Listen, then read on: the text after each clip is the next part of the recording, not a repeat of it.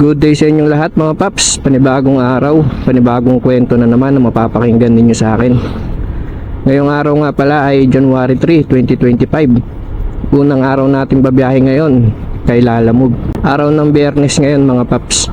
Time check 9:36 na ng umaga. Medyo tanghali na ako nakalabas.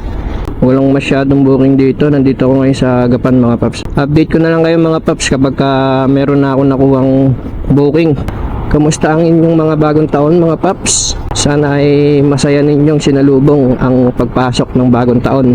Sa mga nagpaputok sa labas ng bahay, sana okay lang kayo at safe kayo at hindi kayo naputukan. Sa mga nagpaputok naman sa loob ng bahay, congratulations sa inyo. Dahil safe na safe kayo, hindi kayo naputukan. Sana magandang pasok sa atin ng bagong taon ngayon mga paps. At ayun na nga mga paps, andito na ako sa Bocaue, Bulacan at wala pa rin ako nakukuhang booking. Time check 11:22 na at magtatanghalian na mga paps. Andito na ako sa may barangay Wakas. Yan.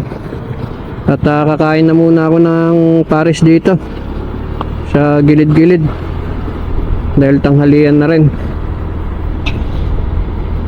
Tsaka medyo masama rin yung panahon ngayon mga paps, makulimlim.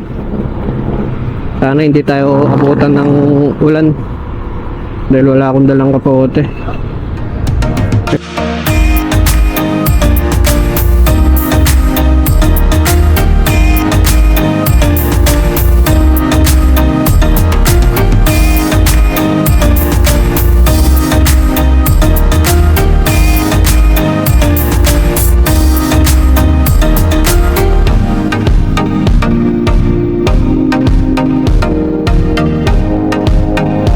So ayun mga paps, sa Plaridel na nga rin pala ako kumain ng pares dahil wala yung kinakainan kong pares dun sa Bocaue. Pauwi na nga rin pala ako nito. Wala talagang makuha ang booking. May mga booking naman kaso biglang nawawala. Tapos yung mga matitira puro abono. Wala naman akong pang-aabono. Tsaka ayoko mag-abono, ayoko kumuha ng booking na abono. So ayun mga paps, uwian na.